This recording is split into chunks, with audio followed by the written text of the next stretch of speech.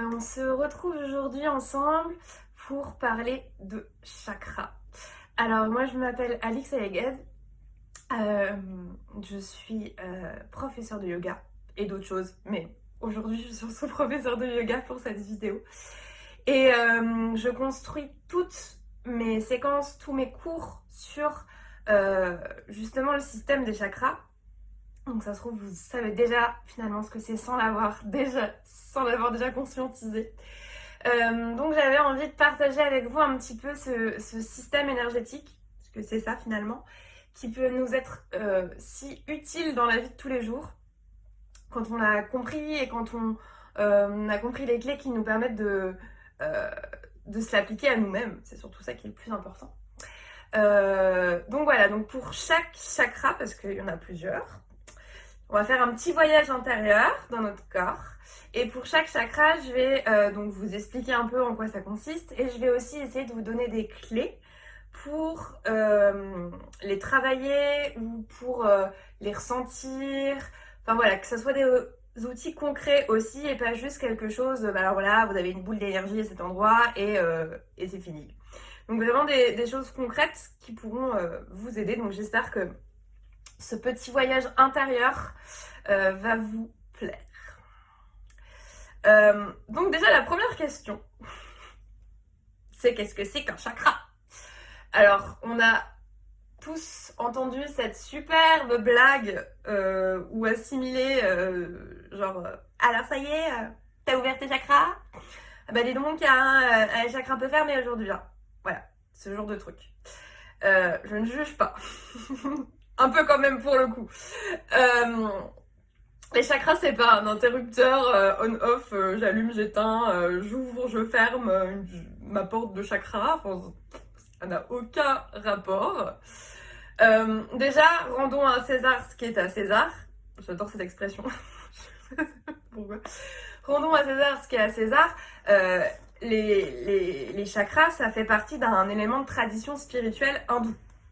Déjà, ça vient de là. Ça vient de la médecine indienne, ça vient des textes sacrés philosophiques indiens qui ont été écrits il y a très très longtemps. Donc quand je dis il y a très très longtemps, c'est entre 800 et 500 ans avant notre ère. Il y a très très longtemps. Ces systèmes-là ont toujours été au centre de la médecine indienne depuis ce temps-là. Donc chakra, c'est un mot sanskrit. Donc sanskrit, c'est une langue morte qui n'existe plus, un peu comme le latin ou le grec ancien, qu'on utilise beaucoup justement dans le yoga. Donc chakra, ça veut dire roue, donc quelque chose qui tourne. Donc déjà là, on n'est plus du tout sur la notion d'interrupteur on-off. Les chakras, ce sont 7 roues énergétiques dans votre corps qui vont être placées à différents endroits, donc tout le long de votre colonne vertébrale, et qui vont tourner dans un sens ou d'un autre pour faire circuler l'énergie qui part du coup de la base de votre colonne jusqu'en haut. Pour être en bonne santé, suivant ce système-là, il faut que tous les petits trous tournent facilement et s'échangent des informations entre elles. Donc c'est toujours l'image que je donne, alors elle est un peu occidentalo-moderne. C'est comme sur une autoroute, je vous avais prévenu, hein. C'est comme sur une autoroute où il y a plein de ronds-points. Et si vous voulez aller d'un point A à un point B, mais que les ronds-points ne circulent pas bien, vous savez quand c'est un peu bouché comme l'autoroute l'été dans le sud de la France, et bah du coup, soit on peut pas y aller, on n'arrivera jamais à destination, soit ça va être très lent, ça va être très ralenti, ça va prendre beaucoup d'énergie, ça va être compliqué. Donc, dans ce système énergétique-là, on cherche à ce que l'énergie parte d'un point A, donc la base de ma colonne, à un point B, le haut de mon crâne, et qu'elle circule facilement en passant par toutes ces petites roues qui vont tourner. Donc 7 roues, elles sont au nombre de 7, donc on a 7 chakras, et ils sont placés à des endroits bien précis le long de notre colonne vertébrale. Et généralement, en plus, comme la chose est bien faite, ils correspondent souvent à un ensemble d'organes ou un ensemble de glandes hormonales. Donc on peut facilement relier le point énergétique à un point concret dans la matière, dans notre corps. Donc ce que je vous propose aujourd'hui, c'est justement d'aller détailler ces 7 petits chakras. Donc vous avez compris du coup maintenant de bas en haut. De vous expliquer à quoi ils servent, comment on peut les travailler ou les ressentir aussi dans notre corps, et comment on peut parfois débloquer un petit peu cette autoroute coincée en faisant un peu la circulation sur le rond-point. C'est une métaphore magnifique. Je ne sais pas si je l'assume. Allez, c'est pas grave. Donc du coup, c'est parti.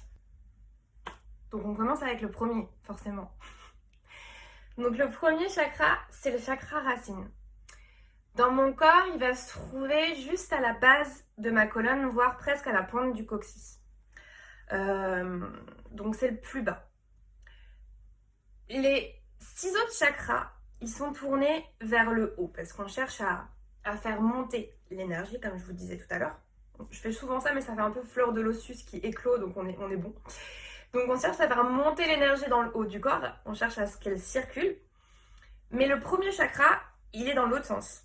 Il va aller capter l'énergie par le bas. Parce que c'est le chakra de la terre. C'est le chakra de l'enracinement.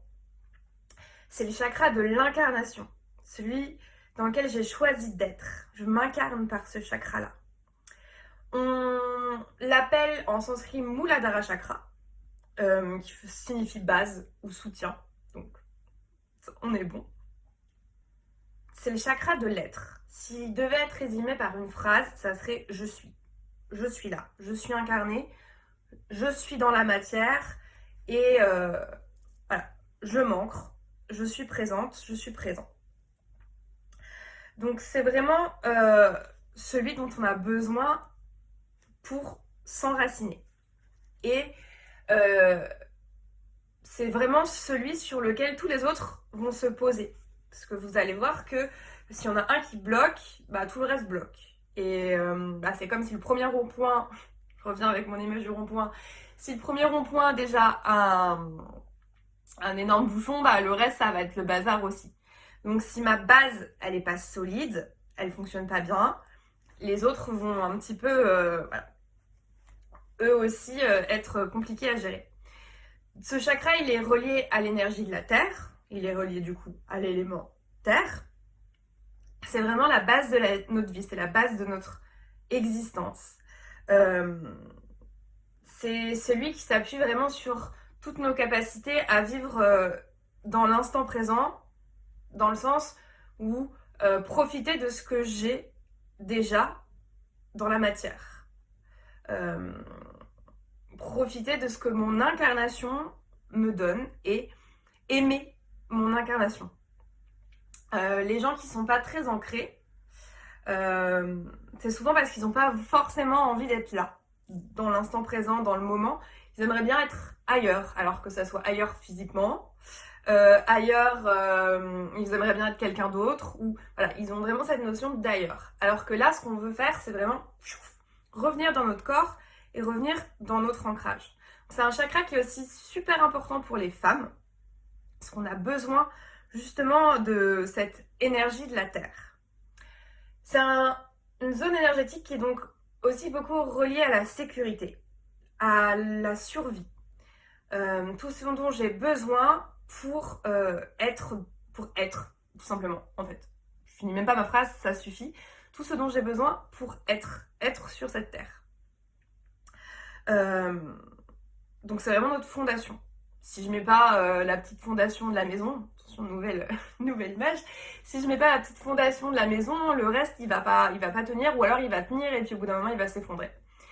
Donc on a vraiment besoin de cette clé-là pour commencer à construire. On a vraiment besoin de notre ancrage. C'est celui qui nous donne l'énergie nécessaire pour aller ensuite plus loin et pour aller ensuite plus dans pour affronter les difficultés de la vie et pour continuer le voyage vers le haut du corps ou vers l'avant, si on prend cette métaphore.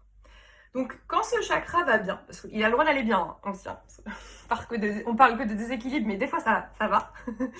Donc, quand ce chakra va bien, généralement, on se sent ancré dans notre corps, on se sent en sécurité, euh, on se sent bien là où on est. Donc ça peut passer par des choses matérielles, donc je me sens bien dans ma maison, je me sens bien dans ma famille, je me sens bien dans ma peau aussi. J'ai pas envie d'être quelqu'un d'autre. Euh, je suis autonome dans mes besoins. Je me nourris moi-même de ce dont j'ai besoin. J'ai pas de dépendance, qu'elle soit matérielle ou affective. J'ai rien besoin d'autre que ce que j'ai déjà. Et du coup, j'ai pas besoin d'accumuler ou de me rassurer sur certaines choses. Mais du coup, comme je le disais, il peut y avoir des déséquilibres. Alors quand je dis déséquilibre, ça peut être dans les deux sens. Et ça va être valable pour tous les chakras. On peut avoir un déséquilibre comme si la roue tournait trop vite. Donc il y a trop d'énergie. Il y a trop d'énergie qui passe et ça devient trop. Ou soit dans l'autre sens, le déséquilibre, c'est la roue, elle tourne pas assez vite. Et du coup, il n'y a pas assez d'énergie qui se manifeste et ça coince. Donc ça peut être dans les deux sens. On peut avoir un excès, on peut en avoir pas assez. Ou on peut avoir un équilibre. Voilà. Donc les causes du déséquilibre, donc que ça soit trop rapide ou pas assez, généralement, elles se construisent durant notre petite enfance, puisque c'est justement durant vraiment notre toute petite enfance, donc entre 0 et 1 an. Donc c'est le bébé qui cherche la sécurité et qui généralement trouve la sécurité dans les bras de sa mère. Donc les causes d'un chakra racine qui peut être un peu brinque-ballant, si je puis dire, ça va être d'avoir eu peut-être une enfance difficile. Ça c'est voilà, j'ai pas réussi à trouver la sécurité là où j'en avais besoin quand j'étais petite ou petit. Donc une enfance difficile, un foyer qui m'apportait pas la sécurité, des parents qui me semblaient pas m'apporter la sécurité aussi. J'ai pas eu des références ou des référents très sécurisants. J'ai peut-être pas ressenti assez d'attention de la part des gens qui m'entouraient. Donc tout ce qui pourrait me mettre un peu, tout ce qui aurait pu mettre cet enfant un petit peu dans la peur et dans le manque, justement. Il n'a pas eu assez pour subvenir à ses besoins d'enfant. Ça peut être un exemple tout bête et complètement traumatisant, c'est un enfant qui a été déraciné. Ça, c'est facile à comprendre. Il a été déraciné de son lieu de naissance, il a vécu un traumatisme, on l'a changé d'endroit, on l'a mis avec d'autres gens, voilà. Donc ça, c'est la version un peu caricaturale, mais après, on peut en découler plein de choses. C'est aussi un enfant à qui on aurait demandé de beaucoup voyager. Vous savez, quand on a des parents qui voyagent beaucoup et qu'on ne sait plus trop du coup où sont nos racines, d'où est-ce qu'on vient. Oui, quelles sont nos racines, comment on s'est raccroché au monde en étant enfant. Comment on se rend compte, quelles sont les manifestations de ce déséquilibre? Alors ça peut être soit physique, soit émotionnel. On a toujours les deux, et de toute façon, vous savez très bien que les deux sont complètement liés. Donc voilà. Donc physiquement, ça va être des problèmes de système immunitaire. Donc ma base, elle marche plus. Tout simplement. Tout simplement. Large programme, mais tout simplement. Ça va être des problèmes liés au bas du corps. Donc tout ce qui m'enracine dans la terre. Donc les chevilles, les genoux, les jambes, les pieds, les orteils. Je m'identifie totalement parce que comme je suis une personne, par exemple, donne mon cas personnel, mais qui se tord beaucoup la cheville et qui se fait beaucoup d'entorses, parce que mon chakra racine, il est pas du tout très fonctionnel. Enfin, le mien, il part un peu dans tous les sens. Voilà, donc physiquement, cet ancrage, je ressens qu'il fonctionne pas très bien. Après, d'un point de vue émotionnel, c'est justement de se sentir toujours dans l'insécurité permanente, d'avoir toujours peur de manquer de quelque chose, de pas vraiment sentir en sécurité, mais on ne sait pas pourquoi. On n'arrive pas on n'arrive pas à savoir mettre la main tangiblement où est le problème. C'est un sentiment, c'est un sentiment comme ça. Du coup, on peut avoir tendance du coup à accumuler les choses. Donc, ça peut être une tendance à acheter plein de choses pour trouver une sécurité quelque part. Ça peut être d'avoir quelques soucis en matière de sécurité affective. J'arrive pas à être ma propre base, donc je cherche la base chez les autres. Je cherche que ce soit les autres qui soient ma base. Donc, comment on se rend compte, enfin, quelles sont les manifestations de ce déséquilibre?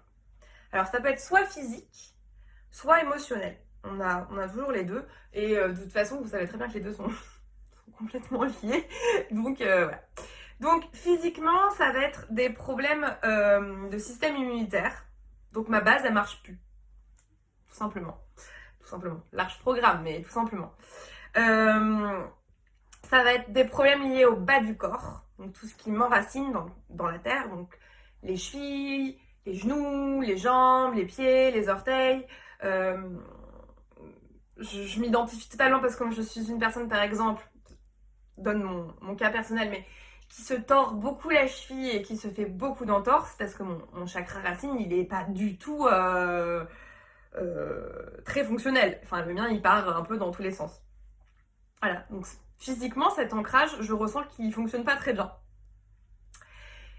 Après, d'un point de vue émotionnel, c'est justement de se sentir toujours dans l'insécurité permanente, d'avoir toujours peur de manquer de quelque chose, de pas vraiment se sentir en sécurité, mais on ne sait pas pourquoi. On n'arrive pas à savoir mettre la main tangiblement où est le problème. C'est un sentiment, comme ça. Du coup, on peut avoir tendance du coup à accumuler les choses.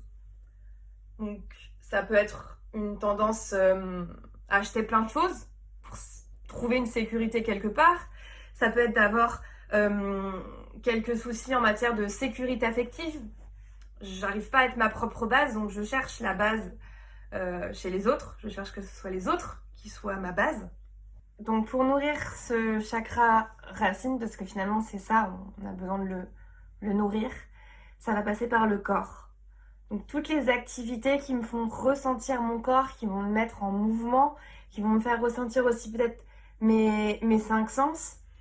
Donc il y a une super activité pour ressentir son corps et qui est franchement pas désagréable normalement, c'est de se faire masser. Comment être plus dans l'instant présent, dans son incarnation, dans son incarnation corporelle, que de sentir que quelqu'un la touche. Ça va être toutes les activités aussi pour se relier à la nature, à la terre. Donc aller mettre les pieds dans la terre, les pieds nus dans la terre. Donc vraiment de ressentir ses racines. Ça peut être aussi justement d'aller à la recherche de ses racines quand on ne les connaît pas. Donc ça peut être un travail généalogique qui peut se faire aussi, c'est une bonne solution. Peut-être qu'il y a quelque chose à travailler de ce côté-là. En matière de yoga, sans aller chercher très loin, c'est toutes les postures qui vont nous ancrer, toutes les postures d'ancrage. Donc déjà, si vous êtes sur le sol, c'est déjà une posture d'ancrage. Toutes les postures qui vont faire travailler les jambes, qui vont nous demander d'activer le bas du corps pour tenir, pour être ancré. Ça, c'est des postures d'ancrage, c'est des postures pour notre premier chakra.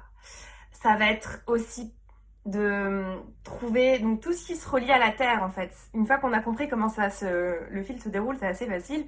Donc tous les sons graves, hein, tous les rythmes, les percussions un peu graves, ça nous ramène à nouveau vers le bas, vers la terre, vers nos pieds.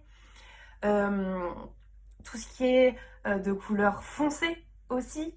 Donc on va être sur des couleurs rouges, des couleurs brunes, tout ce qui nous fait redescendre. D'ailleurs la couleur du premier chakra c'est le rouge. Donc on est déjà dans cette notion d'ocre, de terre un peu rouge. Toutes les activités qui vont vous mettre en mouvement dans votre corps. C'est déjà un bon programme.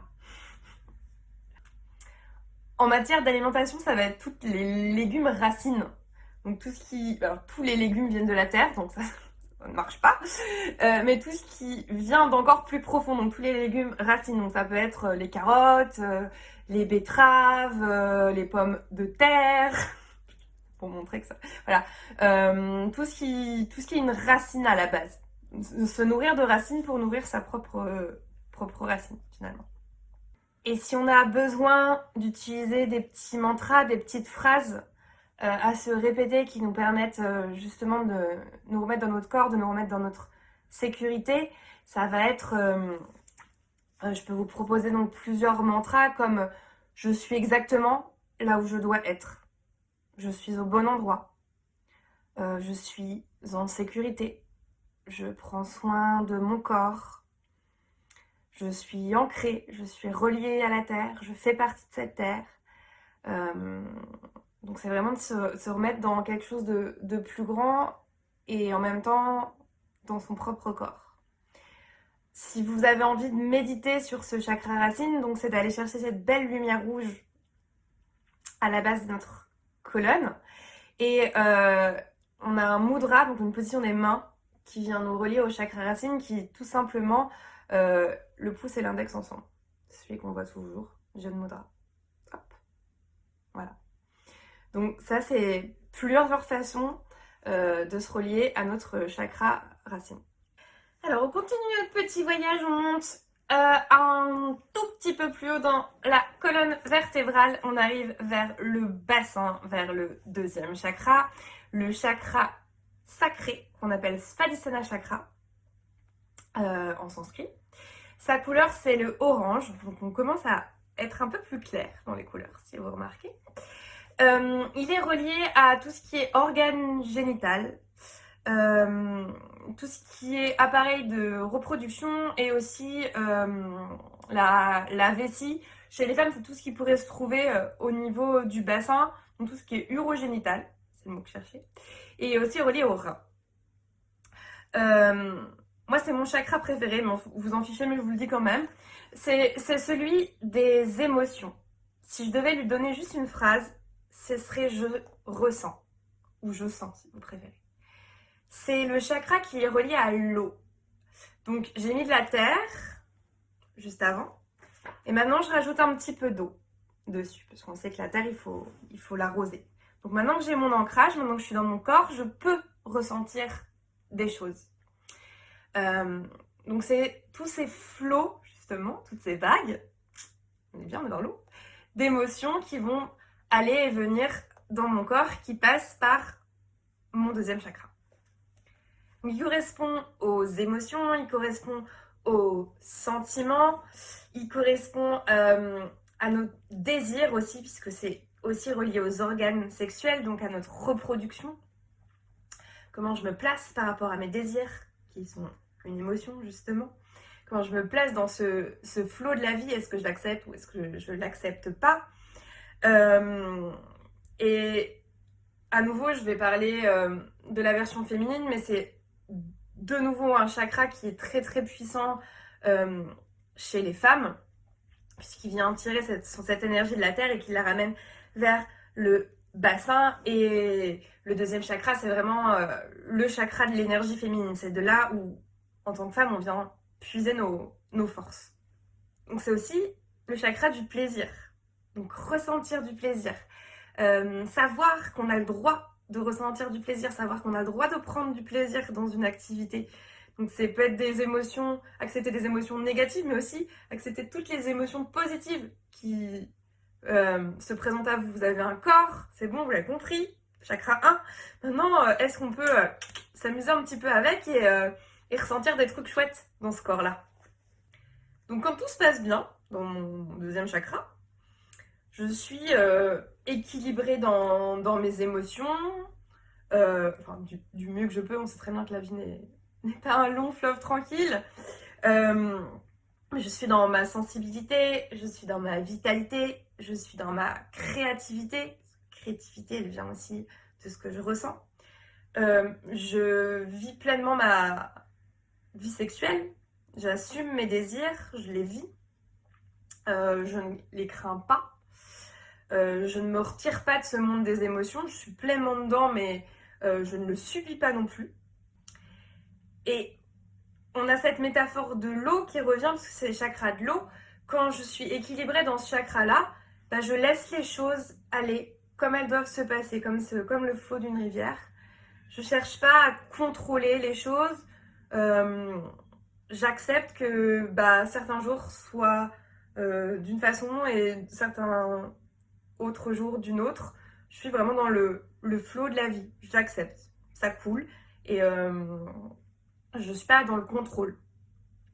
Alors c'est un chakra qui s'éveille beaucoup à la puberté. Donc on était dans l'enfance, dans le premier. Donc là on passe à l'adolescent qui justement commence à découvrir les plaisirs de son corps et à découvrir sa sexualité et ses désirs.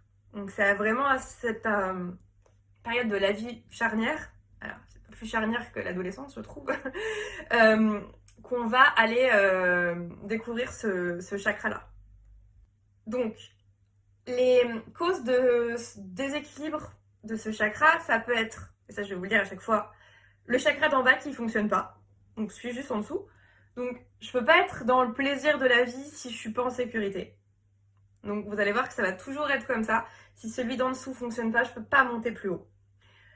Et mon but c'est d'aller vers le haut, d'aller vers du matériel au spirituel. Mais si je suis coincée dans le bas, si j'en suis encore à la survie, le désir, le plaisir, il n'existe même pas. Je suis toujours là. Donc, déjà commencer par là. Première chose. Ensuite, physiquement, ça se traduit par des maux gynécologiques, souvent chez les femmes, par des cystites. Donc c'est une sorte de refoulement de notre désir féminin. Ça va se traduire par des raideurs aussi un petit peu dans le bas du dos, au niveau des reins. Donc c'est tous ces moments où justement on s'accroche un peu, on veut pas que les choses elles se passent comme ça. On veut pas que le flot de la... Il nous plaît pas le flot de la vie, on n'en veut pas. Et du coup, on veut le retenir, alors on s'accroche. Et c'est toutes les émotions qu'on n'a pas envie de vivre, on les garde à cet endroit-là et on les cristallise. Donc ça fait une certaine raideur dans le bas du dos et dans les reins, ou dans le bassin en règle générale. Ça se voit très bien quand on nous demande de bouger. Alors c'est ma vision de personne qui travaille avec le corps. Mais si vous demandez à quelqu'un d'aller bouger son bassin, vous allez voir qu'il y a plein de versions différentes. Il y a les personnes qui vont avoir aucun problème et qui vont être tout de suite dans une fluidité, dans un plaisir de le faire et vont se sentir bien. Et il y a ceux qui vont être un peu plus coincés, mais pas coincés dans le sens c'est les coincés de la classe, un peu plus, ils vont sentir qu'ils savent pas comment faire. Dans un sens, on leur a pas appris. Et du coup, cette partie du corps qui va être un peu coincée va justement révéler qu'il y a un déséquilibre dans ce chakra-là. Émotionnellement, ça va être justement les pertes de plaisir, les pertes de désir, les pertes de libido un peu, forcément. La dépression, c'est une répercussion d'un chakra, d'un deuxième chakra un petit peu déséquilibré. On prend plus de plaisir dans ce qu'on fait, ou on trouve plus plaisir, on trouve plus trouve plus le flow de la vie. C'est tout ce qui va être attrait aux émotions. J'accepte plus mes émotions, je veux pas les voir, qu'elles soient positives ou négatives, et je bloque. Je suis plus créative, je suis plus dans mon enfant intérieur qui a envie d'essayer des trucs, de voir si ça fait du bien, de jouer. Voilà, je suis déconnectée de tout ça et je suis peut-être aussi complètement coincée dans mon monde matériel. Donc ça peut être un chakra sacré qui fonctionne trop lentement. Il est resté en bas en fait, il n'est pas monté, il est toujours en bas. Il est toujours dans le monde matériel. Il n'arrive pas à monter dans le monde de l'émotion et dans le monde du désir. Donc pour travailler ce chakra, pas très très compliqué, et en même temps ça l'est tellement, c'est de faire toutes ces petites choses qui nous font du bien, tout ce qui nous amène de l'émotion, tout ce qui nous amène de la créativité, tout ce qui nous demande de créer, tout ce qui nous demande de jouer, de retrouver son enfant intérieur, Tout ce qui nous procure du désir, ça va être aussi une sexualité épanouie, ça aide beaucoup pour le deuxième chakra. Vraiment de retrouver ce qui nous donne un petit peu le sourire et l'envie. Et pour ça, il faut du coup prendre un petit peu soin de soi. Donc ça peut être de faire des choses parce qu'on a juste envie de les faire. J'ai envie de jouer de la musique aujourd'hui, et même si c'est pas bon, ou si j'ai envie de chanter, même si je chante pas juste, c'est juste faire des petits plaisirs pour soi, sans aucun objectif. Vas-y, je me lance et je me fais du bien. Et je fais parler mes émotions, je fais parler ma vulnérabilité. Alors ça peut être aussi euh, compliqué pour certaines personnes parce qu'il y a des gens qui sont que dans le monde émotionnel. Et dans ce cas, il faut justement redescendre un peu. Euh, mais pour les autres, ça va être vraiment voilà, de se faire plaisir, de se faire des petits plaisirs juste pour soi. Est-ce que je peux pas manger un bon repas, écouter une bonne musique, mais juste pour moi, sans penser. Les autres, ils n'existent pas encore pour l'instant. on est juste en soi et on se fait juste du bien. Donc, comme je vous le disais, on va être sur la couleur orange. Donc, dans mon alimentation, je peux consommer des choses oranges. Alors, si, il y en a, je vous jure. On est encore une fois sur les carottes. Promis, je suis pas sponsorisée par le lobby de la carotte, mais voilà. On va être sur peut-être des citrouilles, des butternuts, des clémentines, des oranges. Vous voyez, vous avez toute cette idée de choses qui pétillent un peu, qui nous donnent un petit peu de plaisir. Les kakis, les crèmes de courge, enfin, voilà, tout ce qui pourrait être orange, ça fonctionne. Pour les postures de yoga, on va remonter dans le corps. Tout à l'heure, on était dans les jambes, là, on va remonter dans les hanches. Donc, tout ce qui va travailler au niveau de notre bassin et de nos hanches, tout ce qui va assouplir nos hanches. Et ça va se voir tout de suite si vous sentez que ça tire, que c'est inconfortable, c'est que le deuxième chakra, il faut s'en occuper un peu plus. Et c'est normal.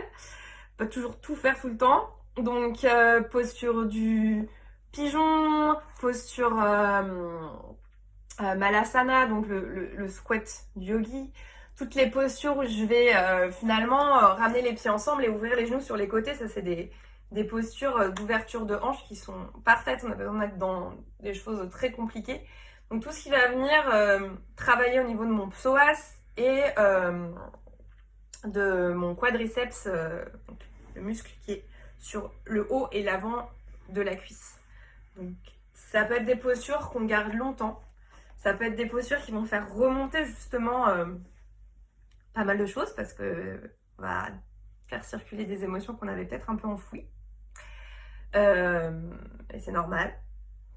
Si j'ai envie de me relier à un son ou à quelque chose de la nature, ça va être l'eau, comme je vous l'ai dit, le bruit de l'eau, le flot, les vagues, la rivière. Tout ce qui me rappelle les choses qui coulent. Pour les petites affirmations positives pour ce chakra-là, donc forcément on est toujours dans l'émotionnel, donc ça va être je m'adapte aux situations, je laisse faire, je suis dans le flot de la vie, je suis épanouie dans ma sexualité, dans ma sensualité. Pour les femmes, ça va être j'accepte mon énergie féminine, mon corps de femme, parce que c'est souvent aussi quelque chose qui est un petit peu compliqué. Je trouve de la joie dans les petites choses. Je laisse parler mes émotions, j'accueille. Voilà, c'est vraiment cette notion d'accueil. Donc d'ailleurs, si vous voulez travailler avec un mudra, donc au niveau des mains, ça va être la main gauche qui va se placer en dessous de la main droite. Donc la main gauche, c'est toujours la main qui réceptionne. C'est la main de l'accueil. Donc je vais y poser ma main droite. Et si vous voulez faire quelques instants de visualisation, donc on pense à ce petit point orange au niveau du bassin. Voilà pour le chakra 2. On continue notre petit voyage, on continue à remonter, on passe au troisième. T'as vu comme je fais bien? Donc on a eu notre terre fertile, on l'a arrosée avec de l'eau et c'est du coup le moment d'amener un peu de transformation dans tout ça. Donc d'amener un peu de feu. Troisième chakra, le chakra solaire, le chakra du plexus solaire, ça tombe bien. Manipura chakra, la couleur jaune, on est dans le feu jusqu'au bout. Manipura chakra, il se trouve entre le nombril, donc sur moi, mon nombril est là, ma cage thoracique. C'est vraiment le haut du ventre, c'est cette partie qui est parfois un petit peu coincée, voire qui fait un petit peu mal. Je sais pas si vous avez déjà senti, et vous allez vite savoir pourquoi si vous continuez cette vidéo. Ça va être relié à tous les organes de digestion, le fameux feu digestif. Je vais commencer à digérer certaines choses, en transformer, en brûler d'autres. Donc c'est vraiment le chakra, là on arrive dans l'action, on arrive dans la volonté. Donc j'ai eu ma base, j'ai compris que je devais me laisser porter et accepter mes émotions. Maintenant que j'ai tout ça, bah j'y vais quoi. J'y vais, c'est le feu, je passe à l'action et on y va. Alors vous avez sûrement déjà entendu dire que le ventre, le système digestif, c'est un petit peu notre deuxième cerveau. Et bah, ça va être un petit peu ça. Le troisième chakra, c'est un peu le centre aussi émotionnel de notre corps, parce qu'on a compris qu'on avait des émotions, maintenant il faut les digérer. Et il n'y a pas que la nourriture qui se digère, il y a plein d'autres choses qui se digèrent, dont les émotions. Donc c'est vraiment un petit peu le siège, j'aime bien dire que c'est le siège de notre soleil. C'est tout ce qui nous met en action, tout ce qui nous donne envie d'y aller, tout ce qui allume une petite flamme intérieure. Vous savez, on a tous et toutes quelque chose qui nous donne envie de nous mettre dans le mouvement, qui nous donne ce petit élan vital finalement. C'est le siège du courage aussi. Même quand j'arrive pas, qu'est-ce qui fait que je continue? Bah, c'est mon troisième chakra, c'est le petit feu intérieur. Alors quand ce chakra est équilibré, on sent à sa place. On sent qu'on a le droit de donner notre opinion, qu'on a le droit d'agir dans la société, qu'on fait partie d'un tout, mais qu'on est aussi un individu qui peut agir grâce à ses actions, qui peut avoir un impact. Et je vous parlais tout à l'heure du fait que des fois le chakra, il peut être déséquilibré dans un sens où ça fonctionne trop, mais le déséquilibre peut être aussi à l'inverse. Et ça, à nouveau, ce troisième chakra, c'est un chakra qui est très déséquilibré, donc sous-alimenté chez les femmes. Parce qu'on nous a souvent enseigné, en tant que femme, de ne pas prendre trop de place, de ne pas parler trop fort, de peut-être pas rayonner autant qu'un homme. Parce qu'en plus, c'est un chakra masculin, le rayonnement. Ça y est, j'ai passé du temps sur moi, maintenant je commence à aller vers l'extérieur. Et du coup, c'est parfois un petit peu sous-alimenté chez la femme parce qu'on lui a pas appris à y aller, quoi. Et c'est un chakra qu'il faut vraiment travailler pour nous les femmes, et puis pour d'autres de toute façon, ne vous inquiétez pas. on a tous du chemin.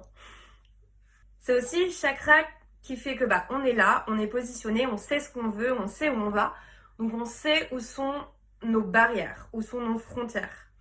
On va pas trop loin et on laisse pas les gens rentrer trop loin dans notre espace. On se protège aussi, puisqu'on sait, puisqu'on manifeste nos désirs et on manifeste nos volontés. Donc on les a ressentis, nos désirs, dans le chakra 2. Maintenant, on les manifeste. Comment je peux faire en sorte que ils sortent de moi, quoi, qu'ils se mettent en action. C'est un chakra qui se développe à nouveau beaucoup pendant l'adolescence, quand on commence à nous demander d'être des pré-adultes et de faire nos choix, en conscience, de commencer à être un peu autonome sur certaines choses. C'est des choix peut-être à plus petite échelle que en tant qu'adulte, et encore, ça peut être des choix qui vont avoir des répercussions grandes plus tard. Quelles sont les études que je veux faire? Justement, qu'est-ce qui m'anime? Qu'est-ce qui va faire que plus tard, je vais être bien dans ma vie d'adulte? Comment je peux le manifester maintenant? Donc ça, c'est vraiment un chakra qui se met en place à l'adolescence aussi. Donc les causes de son déséquilibre, c'est un peu ce que je disais tout à l'heure, c'est quand on nous a appris un peu à nous effacer, quand on nous a pas dit qu'on était assez important pour manifester certaines choses, ou quand on se considère pas assez importante pour manifester certaines choses. Quand on trouve plus la petite flamme, ou quand on l'a pas encore trouvée, ça peut arriver. Quand on se met plus trop dans l'action, quand on reste un peu dans la passivité, quand on manque un peu de feu, de cette flamme vitale. On a toujours un peu peur du feu parce que on a souvent tendance à le voir comme quelque chose qui détruit, alors que le feu, c'est quelque chose qui met de l'action et qui transforme. En fait, il y a jamais rien. Quand on allume un feu, il reste toujours quelque chose après. Il n'y a plus, c'est pas une place vide et nette, il reste des cendres, mais on a transformé quelque chose. Donc le feu, c'est plus comment je peux transformer ce qui est déjà là en quelque chose. Les déséquilibres aussi, c'est tous les problèmes de rapport à l'autorité. C'est-à-dire que je prends pas mon pouvoir personnel. Il y a quelqu'un d'autre qui m'a, une figure d'autorité, quelle qu'elle soit, qui m'a écrasée et qui m'a imposé sa volonté à elle. Et du coup, je ne sais plus où est ma volonté à moi. Alors physiquement, quand ce chakra est déséquilibré, ça se traduit par de la fatigue. On n'a plus envie de se mettre en action. Ça peut être un épuisement qui soit nerveux ou physique, hein, parce que des fois, ça peut être un burn-out. Alors là, ça va être un déséquilibre. On a trop fait fonctionner ce chakra. Il y a trop de feu. Burn-out. C'est le feu, il y en a eu tellement. On n'a pas su trouver justement la notion d'équilibre que ça a un peu implosé de l'intérieur. Physiquement, ça va être aussi des douleurs digestives, donc le fameux feu digestif. Je sais, je continue avec ce mot, mais voilà, qui fonctionne soit trop vite, soit pas assez vite, mais en tout cas, on sent qu'il y a quelque chose qui se passe à cet endroit et qui devrait pas se passer comme ça. Émotionnellement, alors soit notre chakra, il est suralimenté, et du coup, à nouveau, il y a trop de feu, donc il y a beaucoup de colère, il y a beaucoup d'action, mais de suraction. Donc on va arriver après émotionnellement à ce fameux burn-out. On a trop de feu. D'ailleurs, on explose trop facilement.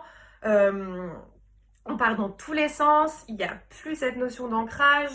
On veut faire plusieurs choses en même temps sans trop savoir vraiment ce qui nous anime. C'est trop. C'est la cocotte minute quand c'est déséquilibré, exposé. À l'inverse, comme mon chakra il est un peu en sous-régime, il n'y a plus de feu. On va être dans une méfiance, on va être un petit peu dans une peur, on va être pas assez dans l'action, on va être plutôt dans la victimisation. On va plus avoir notre pouvoir personnel, on va le redonner à quelqu'un d'autre. On va être très passif. Ça va être cette façon qu'on a de s'excuser en permanence. Oh pardon, excusez-moi, non mais c'est pas ça que je voulais dire. Non mais voilà, de se faire un peu moins brillant ou brillante que les gens autour de nous. Parce qu'on pense qu'on le mérite moins.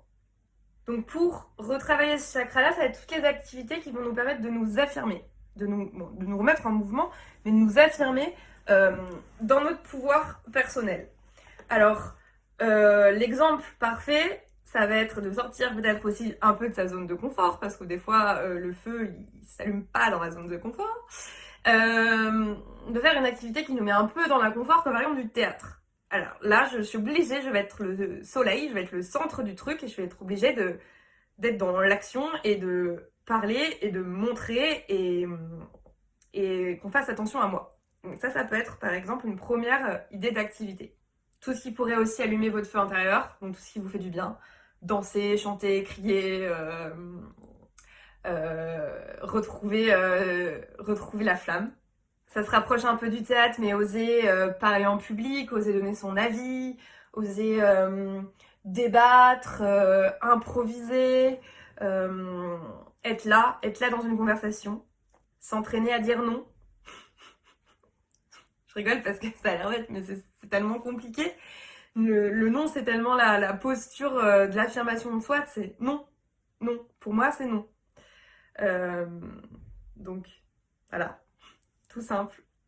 et si compliqué. En termes de couleurs, bah, comme je vous ai dit, c'est le feu, c'est le jaune, donc on est encore dans le plus clair. On continue à éclaircir la couleur. Côté yoga, c'est toutes les postures et toutes les activités sportives en règle générale, là pour le coup, pas que le yoga, qui vont ramener du feu, hein, qui vont vous donner un peu chaud. Côté yoga, donc ça va être toutes les postures qui vont réveiller votre sangle abdominale, qui vont réveiller le feu du ventre. Donc posture du bateau, Navasana, ou tout ce qui va rallumer le feu digestif, donc tout ce qui est torsion, où je vais aller bouger ce qui se passe à l'intérieur. Donc ce qui va demander une contraction, une action ou une torsion au niveau du ventre.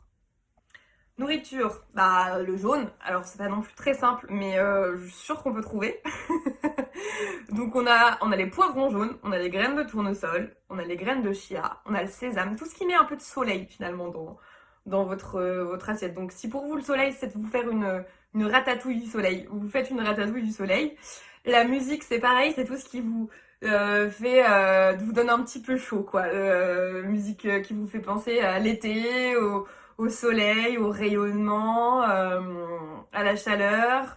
Voilà, trouver sa propre source de chaleur intérieure finalement pour ce troisième chakra.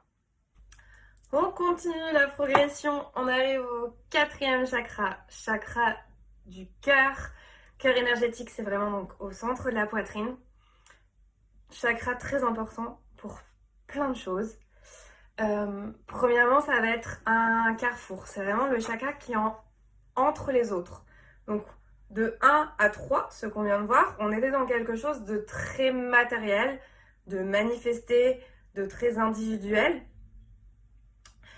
Le quatrième chakra, c'est celui qui va faire la liaison entre les 3 d'en bas et les 3 d'en haut. Et vous allez voir plus tard que les 3 d'en haut, on va être dans quelque chose de plus spirituel. Le quatrième, il est donc au centre de ces 6 autres. Donc, c'est un peu le carrefour des carrefours. Donc celui-là, s'il tourne pas bien ou s'il tourne mal, les autres, ils sont un peu... ils font un petit peu déséquilibrés et un petit peu le mécanisme, il s'emballe ou il est à sous-régime.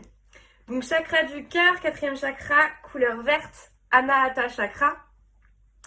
Anahata, ça veut dire inaudible en sanskrit. C'est joli parce que je vous le traduis parce que c'est joli.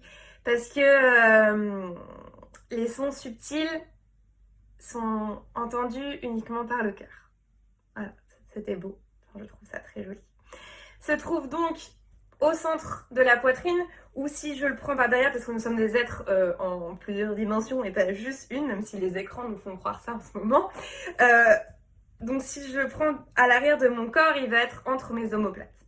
Donc il fait vraiment cette liaison entre les deux. Il continue aussi à s'ouvrir vers le haut.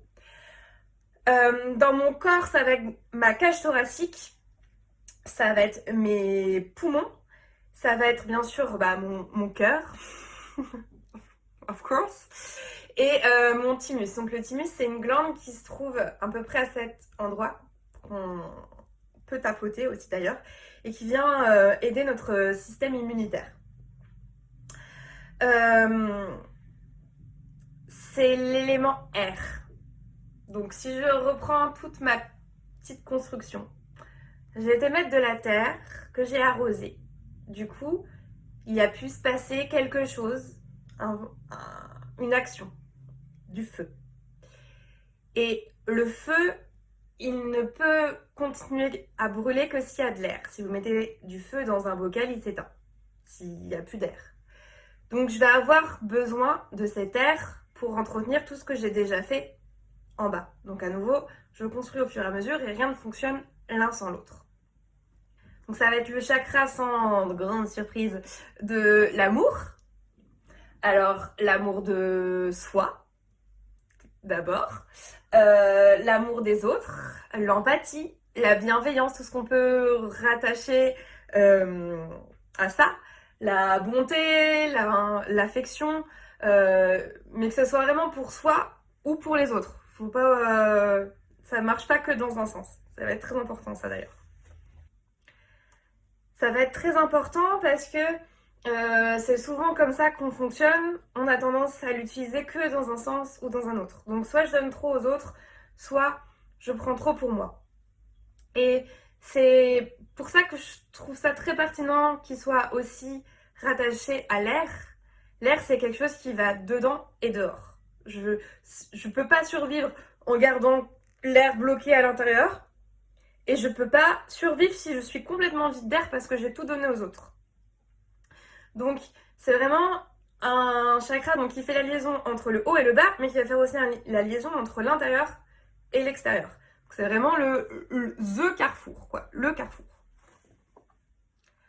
Donc, quand ce chakra fonctionne bien, on est dans un équilibre émotionnel, un bel équilibre émotionnel. On donne autant qu'on reçoit. On aime les autres autant qu'on s'aime soi.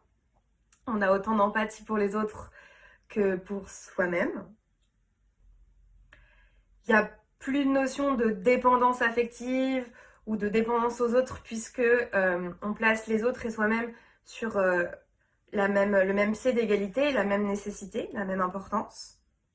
Alors c'est celui qui nous semble être le moins tangible, parce que l'amour, qu'est-ce que c'est autant la sécurité, autant les émotions, autant le feu, on arrive à le voir, autant l'air et l'amour, on a un petit peu du mal à... Ça peut être tout et rien. Donc c'est vraiment celui qui est le plus, le moins incarné dans la matière, et pourtant, il est au centre de tout. Alors les causes de son déséquilibre, elles peuvent être... il y en a beaucoup. Si vous connaissez le travail de Lise Bourbeau et son ouvrage Les 5 blessures qui empêchent d'être soi-même, on a pas mal d'explications sur les déséquilibres du chakra du cœur. Donc c'est les blessures d'abandon, pardon, de rejet, d'injustice, d'humiliation ou de trahison. Tout ce qui nous met qui fait qu'on s'est créé justement une petite carapace, une protection autour de son cœur et que on l'ouvre pas ou on l'utilise pas énergétiquement en tout cas dans toutes ses facettes et dans toutes ses capacités. Ça peut être aussi un déséquilibre forcément lié à des traumatismes amoureux. Alors là, il y a un truc qui est assez intéressant, c'est que pour les femmes, il est souvent suralimenté parce on leur a inculqué ce rôle de il faut donner, il faut s'occuper, c'est l'infirmière, c'est la mère. Donc il est suralimenté, il est en sur-régime, le chakra du cœur, parce que notre société, pour les femmes, leur a demandé de faire comme ça. Et à l'inverse, il va être sous-alimenté pour les hommes, parce qu'on leur a souvent, on leur a inculqué quand ils étaient petits qu'il fallait pas montrer leurs émotions, c'était un signe de faiblesse, que l'amour, que l'empathie, c'était pas quelque chose de masculin. Donc on va avoir vraiment ces deux dichotomies entre les deux, et cette question de comment on peut ramener les deux au centre, comment on peut retrouver l'équilibre, ce qui est en fait toute la question du yoga, de toute façon, comment je peux trouver l'équilibre. Donc physiquement, les déséquilibres de ce chakra, ça va se manifester beaucoup par la respiration, les maladies respiratoires, l'asthme, les pneumonies. Ça va se manifester par des problèmes cardiaques, des problèmes de circulation sanguine aussi, puisque c'est le cœur qui fait circuler le sang. Émotionnellement, sans grande surprise, les déséquilibres émotionnels, c'est pas quand je vais fermer. Je veux absolument que personne ne rentre chez moi et je veux absolument pas essayer de comprendre les émotions des autres ou d'avoir de l'empathie ou de me mettre à la place des autres. Je fais une barrière énorme entre moi et le reste du monde. Je fais une carapace autour de mon cœur. Je me confie plus, j'ai plus confiance, je cherche plus l'intimité. Parce que je veux pas être dans cette vulnérabilité justement du rapport à l'autre. J'accepte. C'est aussi le moment quand on n'accepte plus les compliments. Vous savez, quand on vous dit oh là là, t'es rayonnante aujourd'hui. Et tu fais merci. Voilà, bah ouais, prenons ce compliment valorisant. On n'arrive plus à se valoriser. Euh, à l'inverse, ça va être donc de trop donner aux autres et de pas assez se remplir, ou de se survaloriser. On a les deux.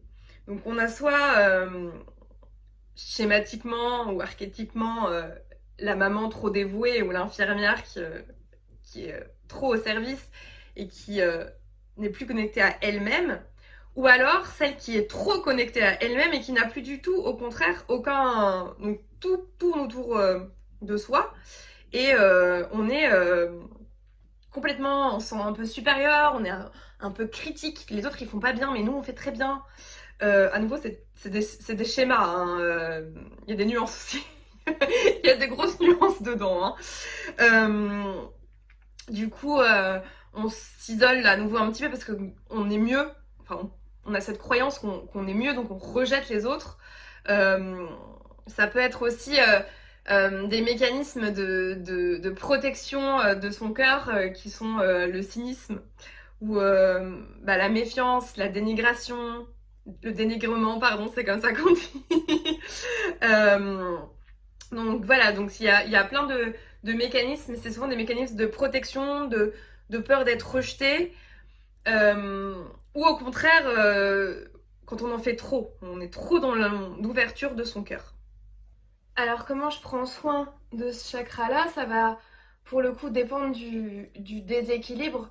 Si mon chakra du cœur il est tout fermé, si l'énergie elle y passe plus parce que j'ai justement mis cette montagne autour de moi, ça va être le moment de chercher dans des activités peut-être un peu plus altruistes, de faire des choses pas que pour soi. Donc ça peut être des activités associatives, des activités humanitaires, ce genre de choses.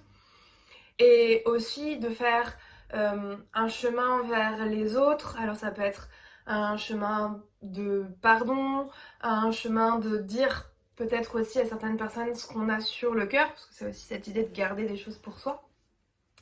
Donc ça va être vraiment quand ce chakra-là, il fonctionne pas, comme si la roue tournait pas assez vite. Si au contraire il est sursollicité, on va pas aller se perdre dans des activités altruistes parce qu'on fait déjà trop. Donc là ça va être des activités d'amour mais pour soi-même.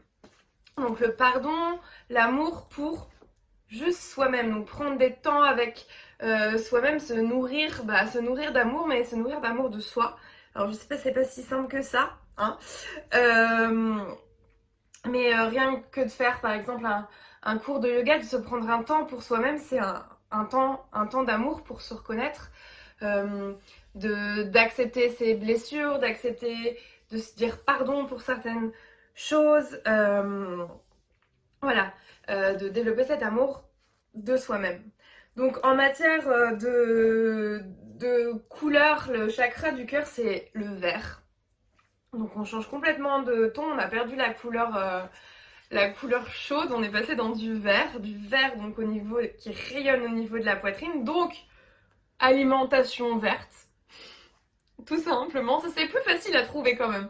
Haricots verts, petits pois, concombre, toutes les herbes aromatiques, tout ça. Voilà, on est dans cet univers-là.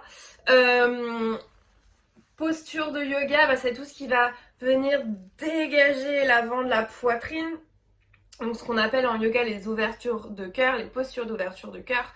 Donc c'est quand je viens justement fermer mes omoplates, les serrer dans l'arrière du dos et dégager la poitrine pour ouvrir cette partie qui est généralement vulnérable et qu'on a plus tendance dans la vie quotidienne à fermer. Dans les lieux publics, c'est un réflexe. Quand je suis dans le métro par exemple, je ne vais pas aller ouvrir mon cœur à tout le monde.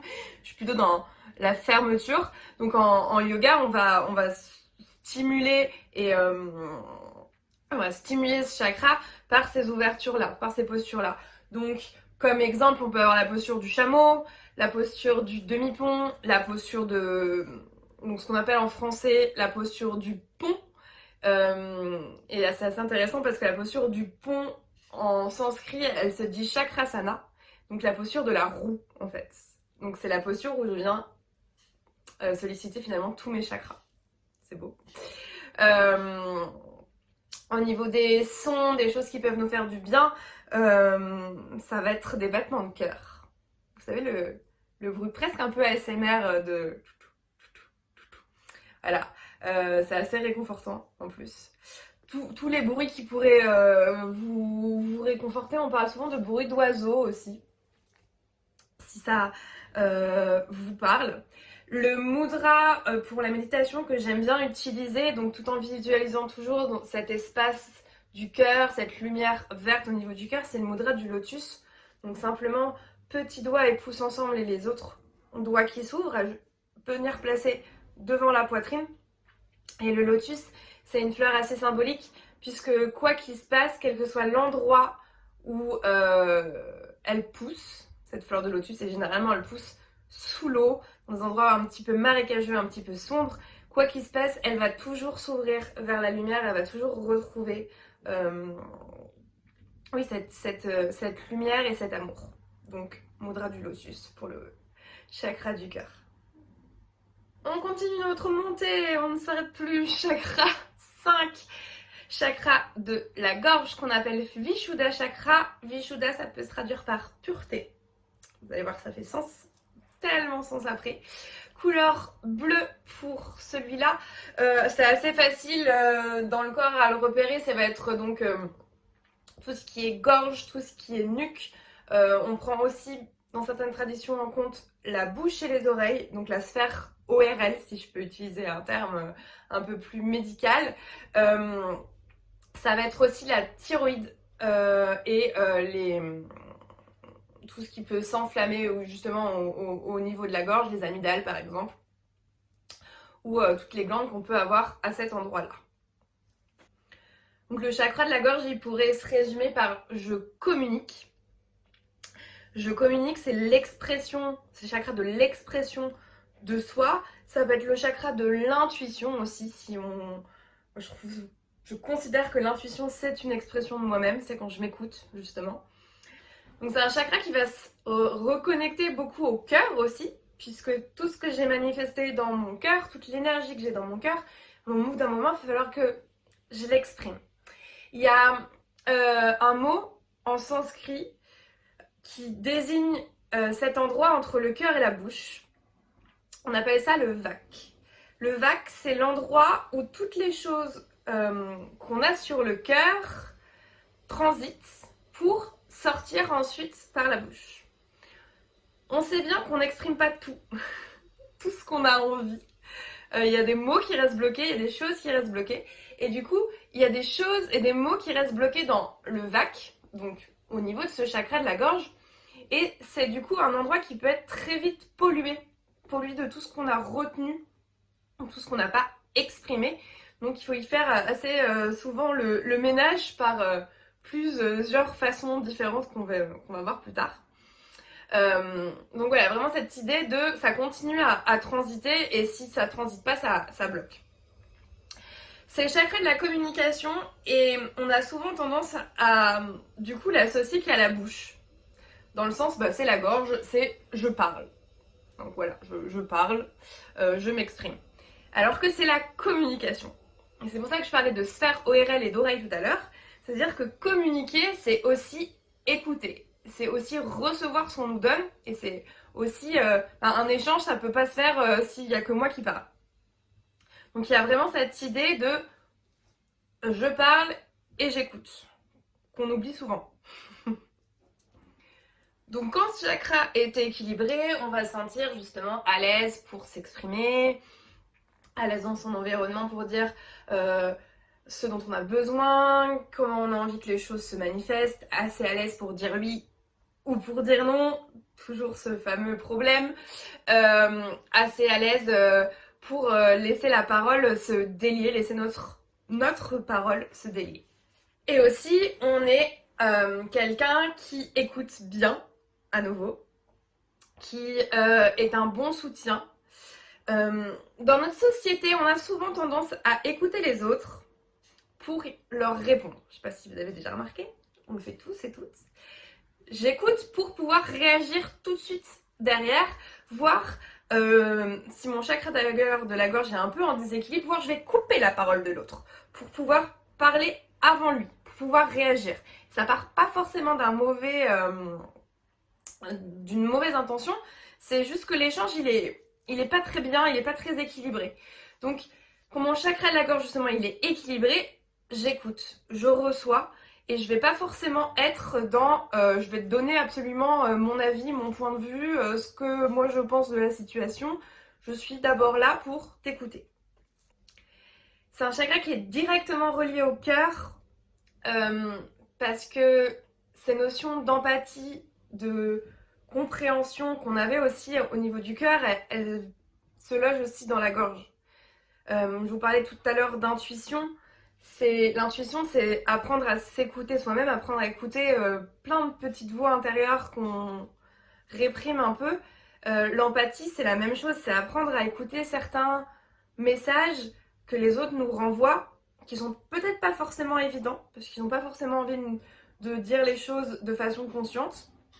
Mais moi, je me place de telle façon que je peux les recevoir et je peux les écouter, et du coup, je peux faire preuve d'empathie envers ces personnes.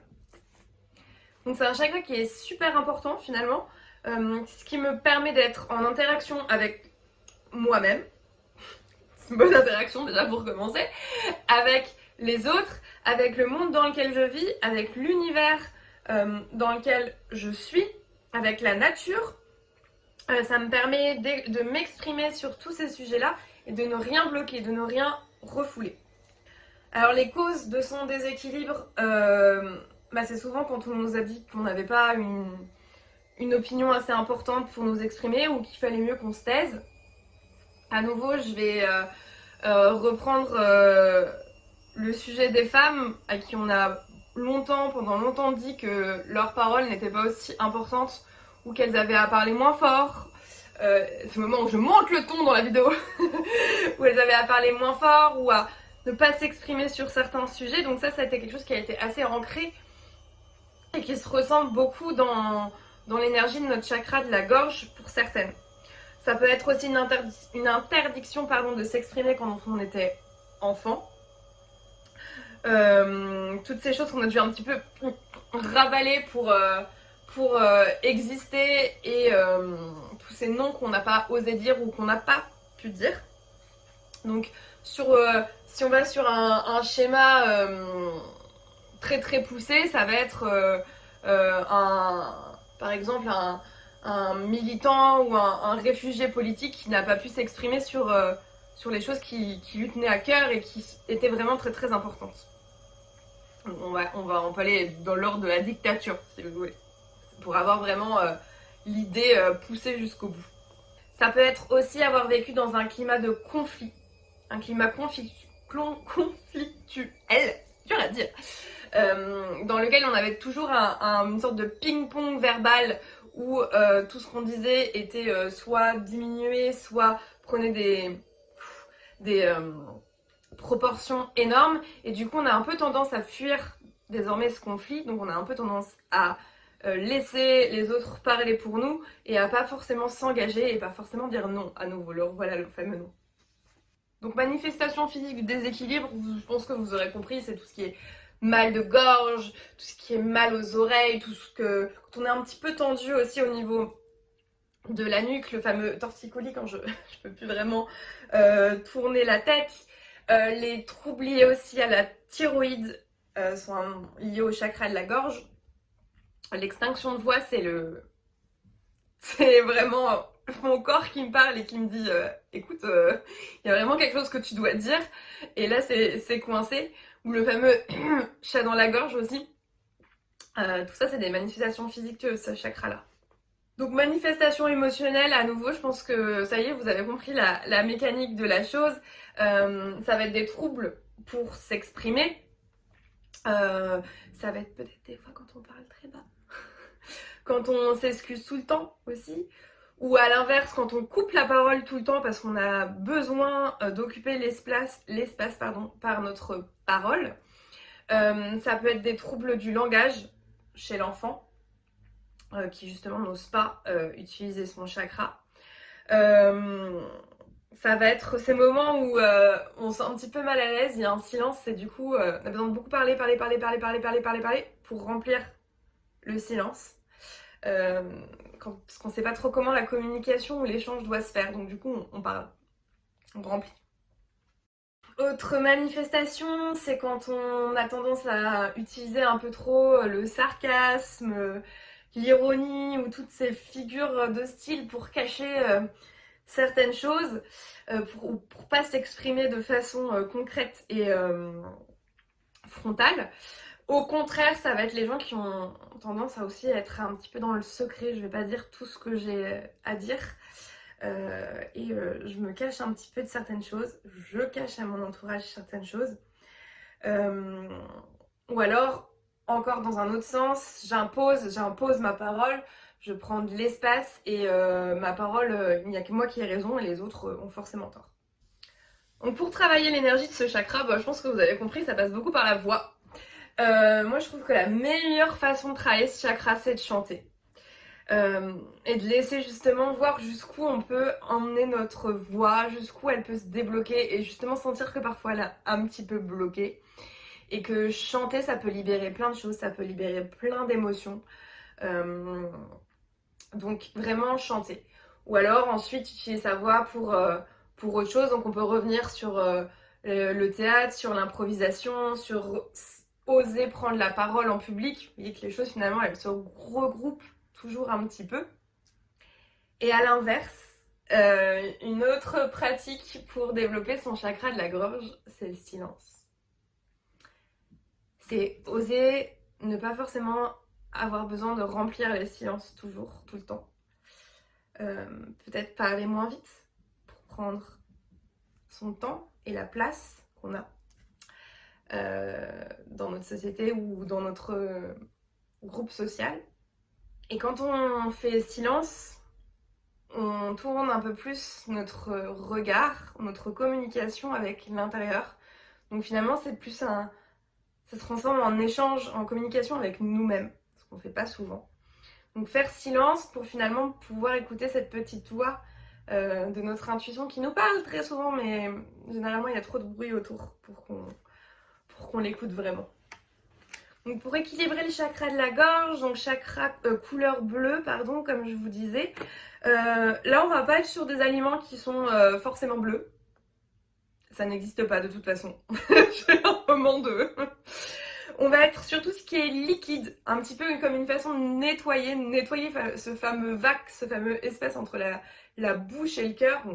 On laisse couler, on laisse nettoyer tout ce qui pourrait être bloqué, ou tout ce qui pourrait un petit peu titiller notre palais. Donc tous les goûts qui peuvent être un petit peu soit amers, soit piquants, soit acidulés, comme le citron par exemple, on sent qu'il se passe quelque chose dans notre gorge. Toutes les postures de yoga donc, qui vont aller monopoliser la nuque, je fais bien, hein. Donc par exemple, posture du poisson où la tête va être complètement vers l'arrière et la gorge complètement ouverte. Il y a beaucoup d'ailleurs de postures d'ouverture de la gorge qui sont aussi des postures d'ouverture de cœur. Donc comme je vous ai dit, les deux allons ensemble, complètement. Donc ça peut être aussi dans l'autre sens, posture du demi-pont, donc ouverture de cœur, mais qui va être une fermeture de la gorge, aussi comme la chandelle, qui va me permettre d'aller presser un petit peu ce qui se passe au niveau de la gorge. Dernière option, enfin il y en a encore plein d'autres, hein, mais dernière option, la posture du lion, où je vais aller inspirer profondément par le nez et expirer par la bouche complètement ouverte en tirant la langue. Donc là, je lâche tout ce qui pourrait encore se trouver et j'exprime ce que j'ai besoin d'exprimer là tout de suite maintenant. J'y vais. Le mudra que j'aime bien utiliser pour le chakra de la gorge, c'est Shankar Mudra, donc le mudra de la conque. Alors c'est très simple, ou pas, mais en fait si, c'est tout simple. Je vais venir prendre ma main gauche, ma main droite va entourer complètement le pouce gauche. Pour l'instant tout va bien. Et mon pouce droit va venir se mettre en contact avec l'index de ma main gauche. Et si vous voyez, ça fait presque comme un petit coquillage. Voilà. Et ce coquillage, c'est celui dans lequel Vishnu parfois souffle pour euh, appeler ses amis, si je puis dire, si je peux être rapide comme ça. Ça évoque aussi un petit peu le coquillage qu'on met à l'oreille et dans lequel on entend la mer, ou le coquillage qui va amplifier, comme fait Vishnu, notre voix. Donc, si on veut utiliser ce mudra, si on veut le coupler à une visualisation, donc couleur bleue au niveau de la gorge, et je n'hésite pas d'ailleurs à mettre mon mudra en face de ma gorge.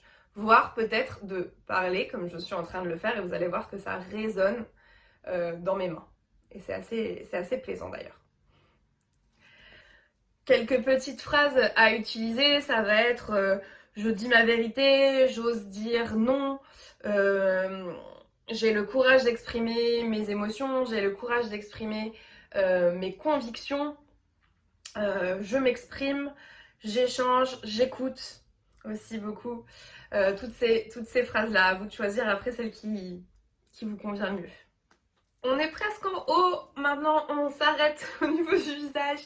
Avant-dernier chakra, 6e chakra, celui du front, Ajna chakra qui veut dire la connaissance. Il est relié à ce qu'on appelle souvent, encore un cliché d'ailleurs des chakras, le fameux 3e œil. Donc ce point juste entre les sourcils. Sa couleur c'est l'indigo, donc c'est un bleu plus clair que celui de la gorge. Vous voyez, à nouveau on joue sur les nuances de couleur plus on monte. Donc on est vraiment sur sur quelque chose de plus clair que le bleu de la gorge juste avant. L'élément de ce chakra, c'est la lumière. Et la lumière, justement, de la connaissance. Donc pas la lumière où j'allume et j'éteins un interrupteur et il fait jour et il fait nuit, il fait jour et il fait nuit. C'est la lumière de toute la connaissance que je peux m'apporter et que j'ai au fond de moi, tout en me rappelant que dans l'hindouisme, pour apprendre, il faut d'abord désapprendre tout ce que je savais déjà.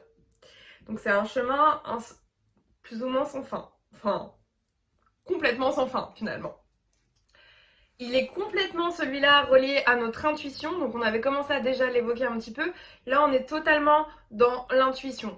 Donc comme on disait tout à l'heure, le bas du corps, on était vraiment dans quelque chose de palpable, de matériel. Là dans les chakras supérieurs, c'est vraiment des chakras liés à la spiritualité, voire à l'extrasensoriel. Donc l'intuition, tout ce que je peux mettre derrière l'intuition, la canalisation, l'énergie, tout ça c'est au niveau de mon 6e chakra, Ajna chakra. Je raconte souvent en cours qu'on a 2 yeux extérieurs pour voir justement vers le monde. Et quand je ferme ces 2 yeux-là, j'en ai toujours un 3e à l'intérieur, donc mon fameux 3e œil, pour me regarder moi-même vers l'intérieur. Ajna chakra, c'est le chakra de la perception. C'est le chakra qui est le point de rencontre entre la logique et l'intuition. À nouveau, on est entre le mental et l'intuition. Entre l'imagination et l'intellect. Entre les perceptions et ce qui est un peu plus tangible. Donc on a effectivement les choses tangibles qu'on voit avec nos yeux, parce qu'elles sont littéralement devant nos yeux. Et on a toutes les perceptions et toutes les choses un peu moins concrètes qu'on voit quand même quand on ferme les yeux. Parce qu'on voit quand même des choses quand on ferme les yeux. Puisqu'il en reste toujours un 3e. C'est les chakras par lesquels on rêve. C'est les chakras par lesquels on crée. C'est les chakras par lesquels on imagine des choses. C'est le chakra qui nous permet d'appréhender tout ce qui n'a pas attrait au mental et à la logique finalement. Donc la création, l'imagination, ça va être le chakra que je peux relier à tout ce qui est du domaine de l'artistique, le chakra de l'introspection, je vais regarder en moi. Donc c'est pas forcément le plus facile à appréhender parce que c'est que des choses qui ne sont pas tangibles dans la matière et c'est beaucoup de choses qu'on ne nous a pas appris justement dans notre société à mettre en valeur parce que ça ne se voit pas, donc c'est pas matériel, c'est pas productif entre guillemets, donc ça n'existe pas ou ça n'a pas beaucoup d'intérêt. C'est un chakra qui est aussi relié à une glande de notre corps, c'est pas juste entre les sourcils. Au niveau du centre de votre tête, donc si je prends ce point là mais que je vais un peu plus loin vers l'intérieur de ma tête, plus ou moins au centre, on a une glande très importante qui s'appelle l'hypophyse. Et l'hypophyse, c'est un petit peu le cerveau de toutes les autres glandes. Donc c'est un petit peu celle qui va dire... J'imagine toujours un peu, il était une fois la vie, vous savez, avec tous les petits bonhommes. C'est un petit peu celle qui va dire à toutes les glandes hormonales, alors là il faut faire comme ça, là vous lancez ça, là c'est le moment de faire ça, là vous vous arrêtez, voilà. Et donc quand cette glande là fonctionne pas très bien, bah, toutes les autres c'est un petit peu le bordel, parce que elles ont plus de chef d'orchestre. Donc, entre autres, c'est grâce à l'hypophyse qu'on a des rythmes de sommeil. Qu'en tant que femme, par exemple, on déclenche un accouchement, on déclenche un allaitement, ça peut être utile. Qu'on cicatrise, qu'on guérit. Enfin, voilà, toutes ces choses qui sont quand même plus ou moins utiles dans la vie.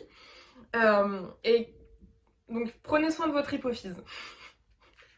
C'est un chakra qui est équilibré quand on a... c'est la fameuse expression un esprit clair. Donc quand les choses sont pas trop embrouillées dans notre tête, on sait faire la part des choses entre l'intérieur et l'extérieur, on sait écouter cette intuition, on se sent pas forcément bloqué dans sa créativité, dans son voyage intérieur, on a conscience de son intériorité justement, on a conscience de cette partie un peu plus yin de nous-mêmes. C'est aussi le moment où on fait confiance à son intuition. Vous savez que c'est un messager, dans ce cas, très important. Vous écoutez ses conseils et généralement, vous les mettez en pratique. Quand ce chakra est dans son équilibre aussi, c'est le moment où on remet facilement en question nos croyances. On n'est pas enfermé dans un dogme. C'est le fameux avoir l'esprit ouvert.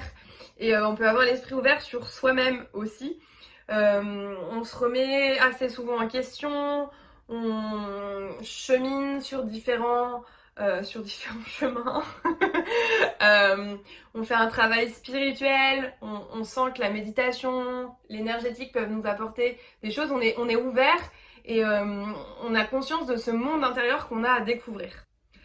Alors les hindous considèrent que c'est vraiment le troisième œil qui est responsable de nos rêves.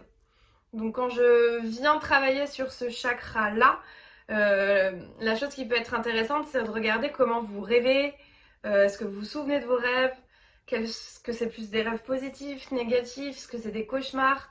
Enfin, c'est vraiment lié à cette part d'inconscient, mais inconscient qui s'exprime quand même. Quand ce chakra est équilibré, ça va aussi avec les croyances, on n'a plus de filtre devant les yeux. On porte plus de lunettes, on voit les choses comme elles sont, puisqu'on sait désengager des croyances là et qu'on a un esprit justement clair. Et ça demande beaucoup de travail, ça demande un travail intérieur, un cheminement intérieur qui est assez important. Mais c'est cette idée d'avoir une vision, une vraie vision, de plus avoir de filtre devant soi. Et c'est là qu'on entend souvent aussi le mot sixième sens. Cette intuition, c'est pas quelque chose de palpable comme on pourrait avoir avec les autres sens. Je sens que je mange quelque chose, je sens que je touche quelque chose, mais là je sens qu'on m'envoie un message, il y a quelque chose de la part de l'intuitif, de l'inconscient, et c'est ce sixième sens là. Donc ça aussi pour la médecine hindoue, c'est très relié à ce chakra. Les causes du déséquilibre de ce chakra-là, c'est peut-être d'avoir été élevé dans certaines croyances, dans certains dogmes, et d'avoir gardé ces croyances avec soi, celles qui s'accrochent, celles qui nous mettent des filtres justement devant les yeux, nos petites lunettes. Tout ce qui nous a enseigné que les réponses elles étaient à l'extérieur et pas à l'intérieur. C'est aussi, quand ce chakra est en déséquilibre, un peu le déni de faire face à la vérité. Je me cache les choses. C'est à nouveau, je mets un filtre finalement. Je suis pas dans l'acceptation de ce qui est. Physiquement, c'est quand ça va commencer à... Vous savez, quand on a l'impression qu'il y a un peu trop de monde là-haut, qu'on est monté un peu trop dans la tête, quand tout est un peu confus, ça va être des maux de crâne, souvent au niveau des yeux aussi, ou des tempes, comme si justement nos yeux avaient un peu trop travaillé, comme si toute l'énergie elle était vraiment juste coincée dans la tête et que j'étais coincée dans ma tête. Donc c'est tous ces mots à ces endroits-là. Donc ça va être aussi peut-être des problèmes oculaires, une petite déficience visuelle quand on commence à plus très bien voir. C'est peut-être que justement il faut utiliser le troisième œil, les deux autres ils veulent plus bosser. Et on peut aussi rajouter quelques maladies du système nerveux ou toutes les difficultés aussi de concentration quand j'ai du mal à faire qu'une seule chose à la fois pendant longtemps. Donc c'est le moment où je deviens peut-être un petit peu, quand il est déséquilibré, ce chakra susceptible. Ça peut être aussi poussé à l'extrême de la paranoïa. J'ai la conviction qu'il n'y a qu'une seule vérité, c'est la mienne, et les autres ont forcément tort. Je deviens un petit peu irrationnelle, je deviens un petit peu, beaucoup, même trop subjective. Je ne vois que par mon filtre, toujours lui, et encore lui. Ou à l'inversement, mon chakra il travaille trop, il tourne trop, et c'est la fameuse roue. Là, c'est hyper facile à visualiser, cette fameuse roue qui tourne trop dans la tête, et j'ai tendance à trop intellectualiser. Tout ne se passe plus que dans ma tête. Le bas ne fonctionne plus, les roues d'en bas ne tournent plus, il n'y a que celle-là qui tourne. Je ne suis plus dans mon corps, je ne suis que dans ma tête. Je suis peut-être un peu trop coincée. Tout passe par le filtre du mental, de l'analyse, de la rationalité. C'est trop, on est dans trop de choses. Ou alors à l'inverse, tout passe par le filtre du spirituel, de l'énergie, de toute façon, les dogmes et les extrêmes, ça fonctionne jamais. Mais je suis coincée dans ma tête. Pour travailler l'énergie de ce chakra-là, ça va être d'écouter son intuition, tout simplement. Ça passe par de la méditation, s'asseoir avec soi-même, fermer ses yeux et regarder ce qui se passe à l'intérieur avec son troisième œil. Le yoga, à nouveau, c'est une méditation en mouvement, ça marche très bien. Ça peut être beaucoup de travail énergétique, de canalisation, de voir que y a d'autres petites voix qui peuvent me dire des choses vraies. Et c'est toujours mes voix, mais je les écoute pas forcément. Ça va être aussi par l'apprentissage, l'ouverture d'esprit, apprendre de nouvelles choses, découvrir de nouvelles choses, se renseigner sur des choses, avoir parfois aussi un petit peu l'esprit critique, remettre en question certaines choses et justement ne pas avoir toujours le même filtre sur les mêmes lunettes tout le temps. Il y a une activité qui est aussi super pour développer ce troisième œil, entre sixième chakra et sixième chakra, c'est apprendre une nouvelle langue. Apprendre une nouvelle langue, c'est poser un nouveau filtre sur ce qui se passe autour de soi. Parce qu'on sait très bien que les mots jouent beaucoup sur notre environnement et sur la façon dont on perçoit. Donc apprendre une nouvelle langue, c'est une façon de changer de lunettes. Côté alimentation, on va pas pouvoir manger des trucs qui sont de couleur indigo, parce qu'à nouveau, le bleu n'existe pas dans la nature pour se nourrir. Ça ne marche pas. Donc ça va être des aliments qui vont être assez bons pour notre mental et pour notre réflexion. Donc on trouve dedans le navet, l'amande, le romarin, la lavande. C'est aussi des choses qui nous provoquent des émotions qui nous apaisent. Côté yoga, il n'y a pas vraiment de posture. Ça sera la posture méditative, justement. La posture d'introspection. Ça va être se tourner peut-être vers un yoga plus yin qu'un yoga yang, donc retourner à l'intérieur. Ça peut être toutes ces postures où j'ai justement le front relâché sur le sol et les yeux fermés et je suis complètement à l'intérieur, que ce soit dans l'immobilité, voire peut-être de bouger, de faire une pratique les yeux fermés. Donc ça c'est des options, mais il n'y a pas de posture en elle-même. Et voilà, reine des postures du sixième chakra. Les petites phrases mantra de ce chakra-là, ça va être j'ai un mental fort, je suis concentrée, je suis alerte, je suis attentive à mon monde intérieur, j'écoute mon intuition, je prends mes propres décisions, je n'ai pas forcément besoin de tout comprendre de ce qui m'arrive pour avancer. Celle-là, elle est assez importante, je trouve. C'est aussi une notion de foi. Le mudra de ce chakra-là, c'est le mudra de la concentration et du focus. C'est Akini Mudra. J'aime beaucoup celui-là. Donc c'est tout simplement quand je ramène toutes mes mains ensemble et que je fais comme une petite pyramide avec mes mains. Donc il n'y a plus que le bout des doigts qui est en contact. Je ne sais pas si vous avez déjà remarqué, des fois quand on se concentre ou qu'on réfléchit à quelque chose, on fait ça. Les hommes politiques, des fois, à la télé font ça. On réfléchit. Et c'est simplement parce que avec toute la sensibilité que j'ai dans le bout de mes doigts, je viens connecter l'hémisphère gauche et l'hémisphère droit de mon cerveau, ce qui me permet une meilleure concentration et un meilleur focus. Donc, c'est plus simple de trouver l'idée qu'il me faut. Donc, Akini Mudra, mudra de la concentration, du focus, de la méditation, mudra du regard intérieur. Et donc, celui-là, on n'hésite pas à venir vraiment le placer au niveau du troisième œil pour méditer, voir ma visualisation. Ça sera donc entre les sourcils, mon point indigo. On arrive au terme de notre voyage avec dernier chakra, septième chakra, chakra couronne. Sahasrara chakra, qui veut dire la fleur aux 1000 pétales de lotus. Gros programme. C'est un chakra qui n'est pas forcément toujours pris en compte dans certains travaux parce qu'il se trouve à l'extérieur de nous. Il n'est plus en nous. Si je veux le visualiser, il est juste au-dessus de ma tête. Il est juste au-dessus du sommet du crâne. Comme si presque ça me faisait un petit halo, presque comme si quelque chose, justement, une belle fleur de lotus, venait en sortir. La couleur, c'est blanc, mais ce blanc qui contient toutes les autres couleurs en elle-même. Des fois, on dit violet.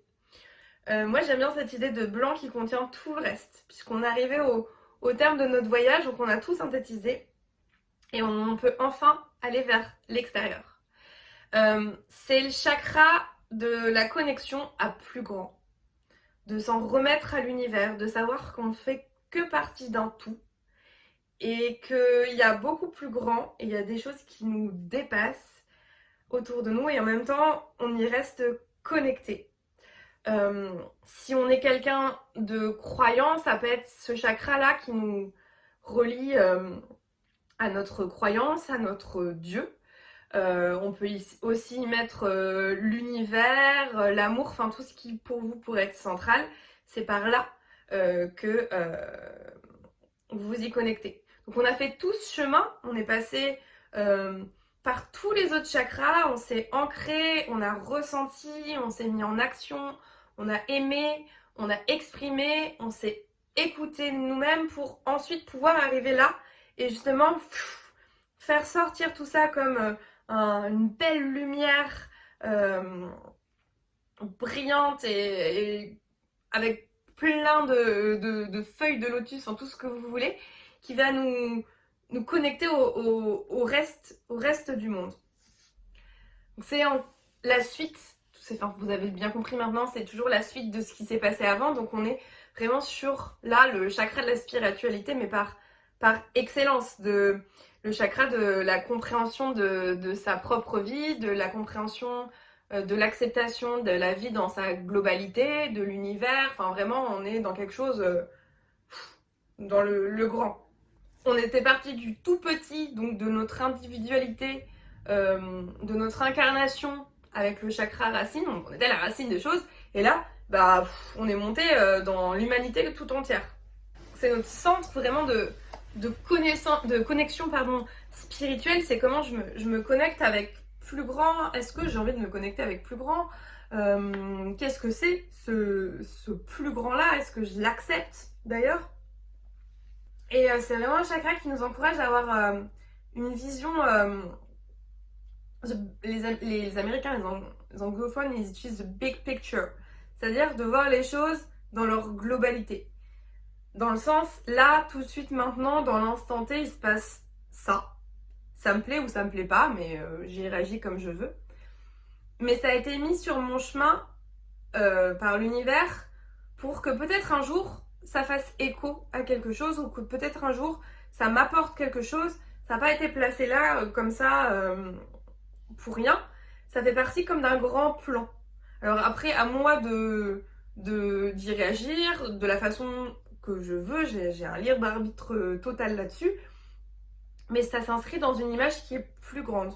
C'est un petit peu comme si j'avais des volets qui étaient toujours un peu fermés, qu'un jour, oh, j'ouvre, ça fait ça, oh, j'ouvre mes volets, je fais, ah oui, en fait c'est comme ça, en fait il y a beaucoup plus de détails que que je croyais, les choses elles sont beaucoup plus étudiées, tout fait un peu plus sens, voilà, donc c'est un peu les volets ouverts ou fermés de votre spiritualité.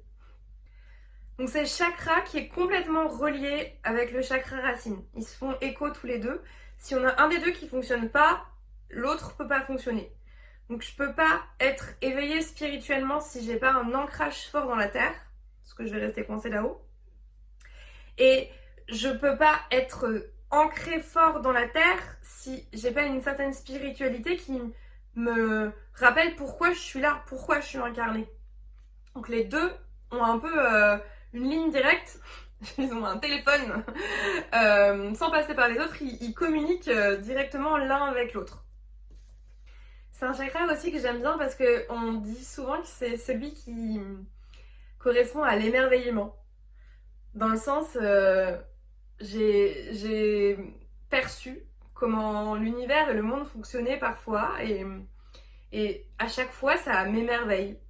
Ça m'émerveille qu'on soit qu'une toute petite planète qui tourne autour de plein d'autres choses et qu'en fait on soit qu'une toute petite étoile si on prend à plus grande échelle et que moi je ne sois que... Enfin voilà, je suis émerveillée de tout ce système qui est autour de moi et qui fait que moi je peux vivre et je peux faire des choses. Donc c'est un chakra qui est assez... c'est aussi le chakra de la foi en fait. Donc il est important d'avoir la foi. Et à nouveau, ça va vraiment avec la notion d'ancrage. C'est pourquoi je suis là. Et est-ce que j'ai envie d'être dans la matière là maintenant? Est-ce que j'ai envie d'être incarnée? Qu'est-ce que j'en fais? Et, et, euh, et j'utilise ça. Alors les causes de son déséquilibre, c'est justement quand on a perdu un peu la foi. La foi en la vie, en l'univers, enfin ce que vous voulez mettre là-dedans. C'est souvent quand on a été confronté à la mort d'un proche ou à sa propre mort, ou quand on a vécu des choses très dures, des abandons très compliqués, des grosses crises existentielles et qu'on s'est du coup complètement déconnecté du fait d'être d'un petit grain de sable dans plus grand et que c'est complètement ok. Physiquement, quand ce chakra-là fonctionne pas très bien, ça donne aussi des maux de tête. Ça donne des maladies, enfin des dysfonctionnements pardon, du système immunitaire. Dans le sens, je suis pas assez bien pour être là, donc presque comme une sorte d'auto-sabotage de soi-même. Et émotionnellement, les déséquilibres de ce chakra-là, ce sont les troubles du sommeil. Première chose dans laquelle généralement on se retrouve assez facilement, c'est le rejet de toute spiritualité, de voir toute spiritualité comme des dogmes ou comme des choses dangereuses, ou au contraire, si ce chakra est sursollicité, s'il fonctionne trop, ça va être de voir des signes spirituels partout. Tout n'est que signe, tout n'est que manifestation, tout n'est que guide.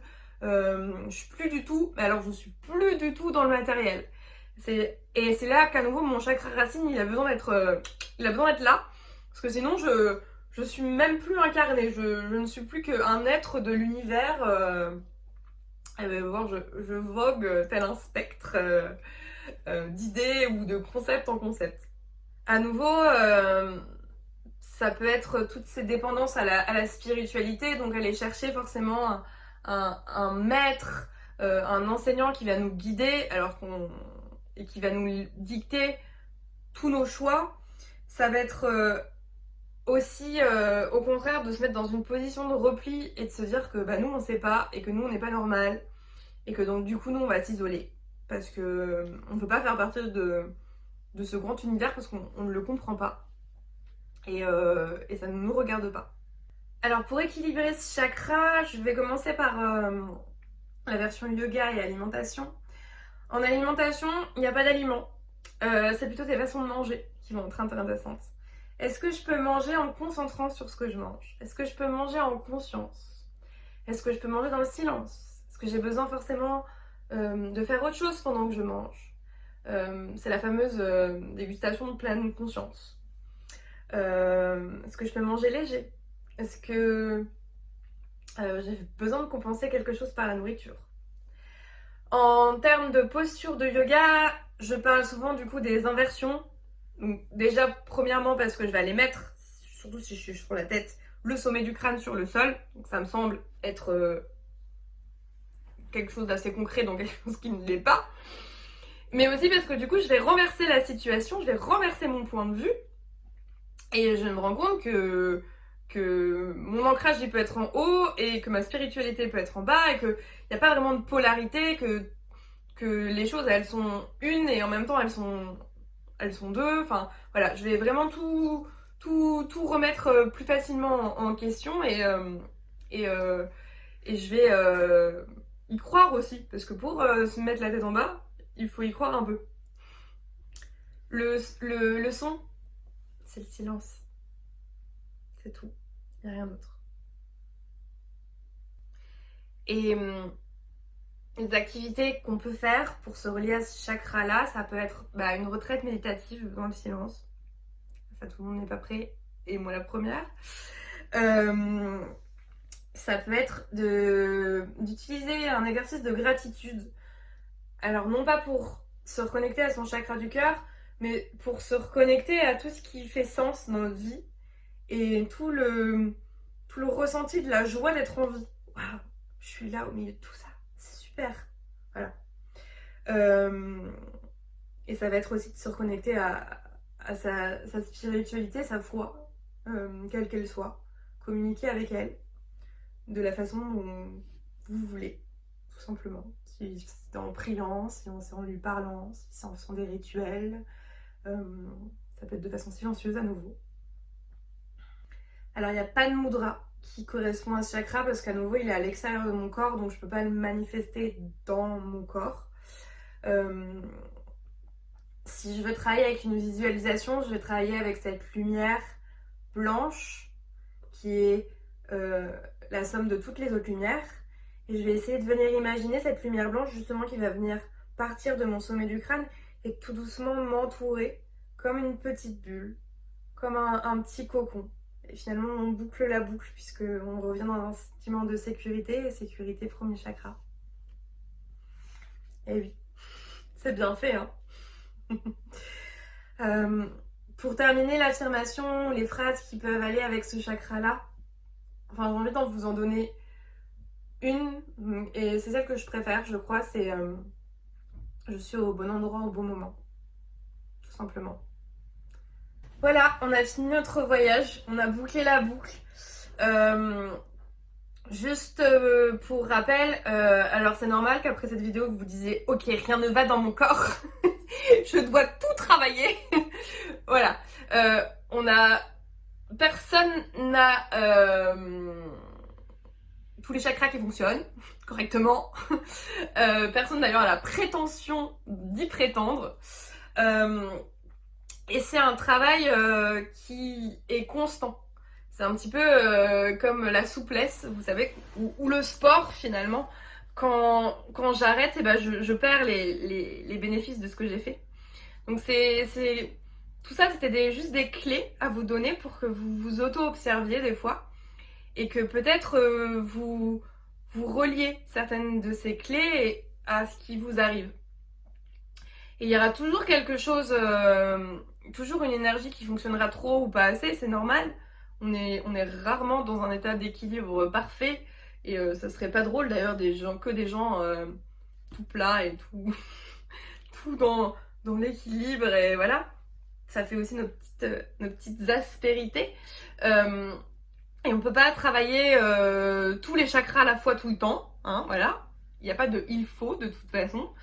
Donc choisissez peut-être ce qui vous parle le plus sur le moment.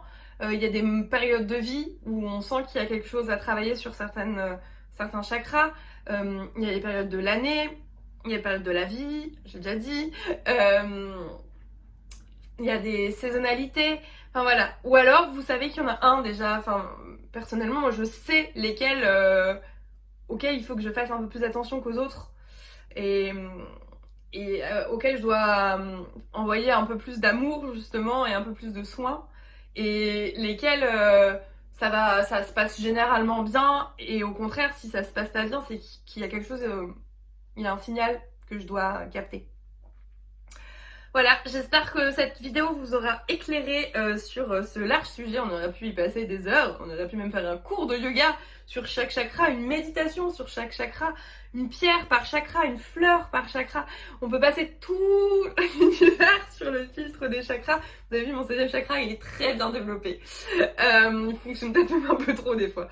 Voilà, je vous remercie d'avoir suivi ce petite formation sur les chakras avec moi. J'espère que elle vous aura donné justement des clés pour aller ouvrir des petites portes et déverrouiller vos petits trous intérieurs. Et j'espère vous retrouver très vite. Je vous souhaite une belle journée, une belle découverte et une belle assimilation. Merci beaucoup.